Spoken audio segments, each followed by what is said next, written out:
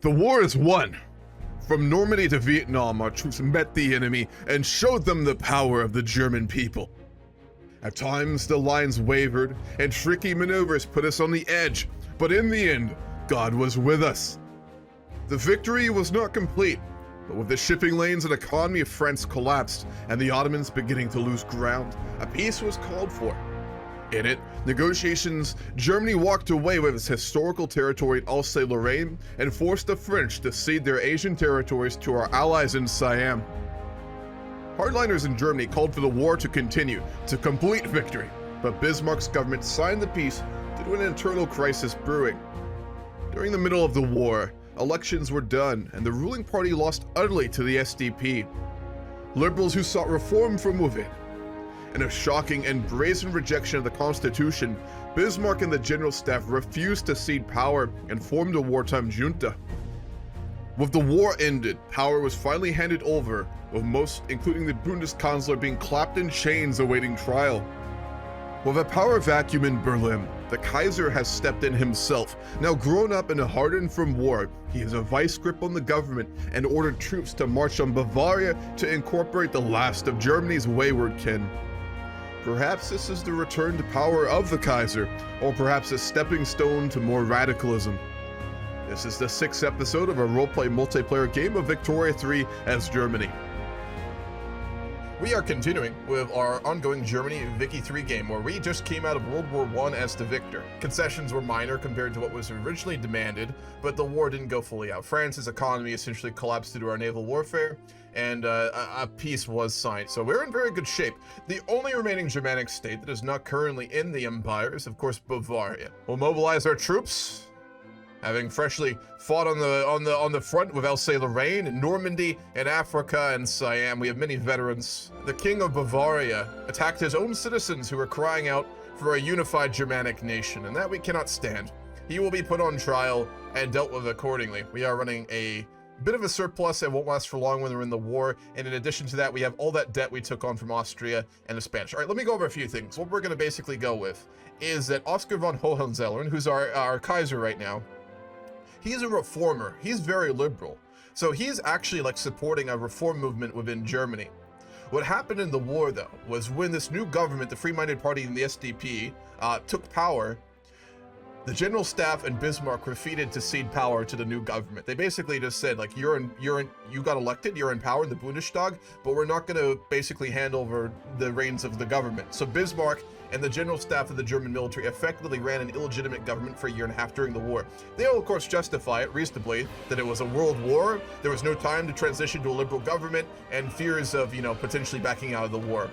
However, at the end of the day, they didn't honor the Constitution, and as such, a large portion of the German General Staff, including Bismarck, have all been arrested. So he's in prison right now and is awaiting trial. That's the kind of state of where we're at right now. We've had a radical shift in government. The conservatives are completely out of power. Bismarck's awaiting trial, and we've got a very different, very reformist government right now. In addition to that, we also did take on the debt of Spain and Austria during the war. I already approached the Spanish government. We had peace talks, post-peace talks, and we offered them a place in our customs union. They're considering that offer right now. In exchange, we would give them subsidies and would forgive their debt. If they don't, they have to pay back their debt, which was, I believe, 40 million. The Austrians also owe us 40 million, and we haven't talked with them. They had a radical civil war prior to World War I and still fought with us. I believe we're second still. No, we're not. We're fourth. The Ottomans are ahead, the Russians are ahead, and the British are ahead of us. We have interests where we can have interests, I believe, on every corner of the planet now. We are really far ahead. At this point, I think we'll go to analytical philosophy, and then we'll work on some of these stuff. We're having a bit of a philosophical and cultural reform movement in Germany, so it makes sense. Rid of our unproductive trade routes. It's the post-war era, so we're gonna have to do a lot of economic restructuring here as we liberalize, especially. So much money on our steel exports here, it's kind of ridiculous. Greetings, sir. Hello there. I'm the Brazilian foreign minister to Berlin. Welcome to the palace of the Kaiser. First of all, I'd just like to say it's good to see that your goals in the war came to fruition, and I'd also like to say we hope that our rather large financial package to help you and your allies was welcomed and put to good use. We will not quickly forget the debt bailout and the money provided by your government. I'd want to let you know that very soon as we spoke about previously, I'm going to be making a play on the Federal Republic of Colombia. This will be to settle the final score and basically take control of the canal, and also we want to make their government much more favourable to the rest of the world and try and lead them away from the syndicalists. We do have a previous agreement with both you and the Mexican government, so just to reinstate that, you have reprioritized your trade routes to German markets for what you need, correct? Correct, yeah. Good. Okay. No, that's everything. I just wanted to keep you updated on the situation, and we wish you the best for this. Very well. And you too. And as I said, Germany is a good friend of Brazil. Should you need us in anything in the future, do not hesitate to send a telegram or a diplomat. Welcome. What can I do for you?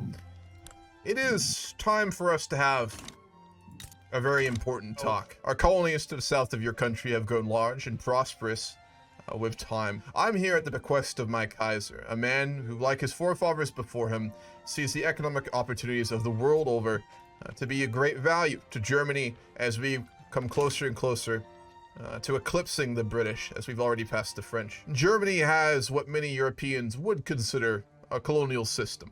Unlike those in Britain, Spain, and in France, we do things differently. You can look at Siam and see their prosperity and wealth. We have a single market system, which I suppose is a form of colonialism for our own country, wherein others are able to enter the Germanic markets and be able to obviously utilize our currency, our gold standard, on our currency backed by German markets and the free trade zone for their own benefit. The Kaiser would like to formally present you with a path to German market status, given that we trade so deeply with you, and given the closeness of our two countries. Well, we need to see if it's our both economies are compatible.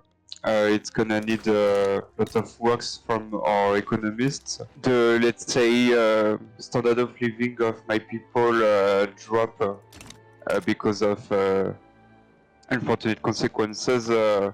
I will have to.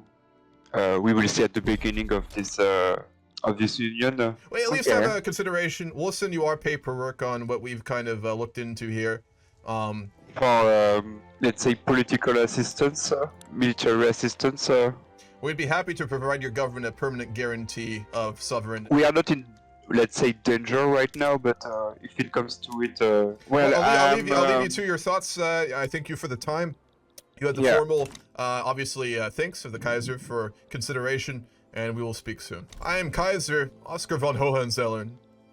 I've come here in Vienna with my delegation to, I think I have a very overdue conversation. President Frumknecht. Thank you. Yes, it's I was looking to speak with you as well. So this is very good. How can I help? Well, President, I frankly am flabbergasted, much like many Germans, at the current state of Austria, or the lack thereof. We would like to know what is going on. Absolutely, no problem. So the previous regime held an iron grip over the nation of the Austro-Hungarian Empire. Many of the people disenfranchised, destitute. When we took over during the revolution in September, we all agreed, based on the coming election, that there would be two kind of platforms. So our party was sitting on a platform of autonomous states for each of the kind of ethnic regions, wherein they would be allowed to operate independently, free from Vienna control. I'm sure you can see by the way things are that we won, and so if the maps I've had delivered to me are correct, then yeah, certainly. Yes, indeed. So are these correct? I had an advisor give to me this map of your country is split into 100 pieces. I mean, yes, indeed. They're currently autonomous states. They do pay a small stipend to Austria while staying in our market for us to do the bureaucratic. Then the question that follows, at least from Germany, is what is the future for our peoples? You are still Germans in our eyes, at least your state. We have a long history together. You have a very liberal government, but so do we. I mean, I'm sure you know well that I am only in power and Bismarck is in chains due to the liberal government that now rules. We share many values in many ways. We just obviously didn't split our country into 100 pieces. So my question then would be, what is the future of our two peoples? No, of course. We wish to remain friends. We understand, of course, that the ally you once had is no longer here, that the strength we once possessed is no longer. We are merely going to be economically, we're not going to be a major player in the world. Clearly. With our nations being separated and autonomous, the power that we once had is no longer there. We would like to stress that we'd like to remain independent. Depending on how things happen, there is the potential that should these further regions split and become independent in a decade, we may wish to join your market, as we feel that that would be able to bolster the region of Austria much more than staying in our own market would. The other question, which I was going to come to in terms of our future relationship, we'd like to offer you our colonial territories in China and in Africa, as it's not something the current government can manage, as well as not really having a port makes it a bit hard to get the goods in. And we think our history together has made you a worthy person to hand the reins over. We would give you a very reasonable offer then, which would be the forgiving of the World War debt in exchange for these territories, given that we did take on, I believe, around 40 million in Austrian debt at the time. Of course, that sounds reasonable. We could live with that. As absolving us of that obligation to pay it back would be a great deal, especially to my party, as that has stressed out a lot of our. Given your current economy, I mean, I was given a financial statement from my economic advisors from the Deutsche Bank before leaving on this trip, and frankly, given that your whole GDP is equivalent to the debt you took on, we were worried about your ability. It's good to hear.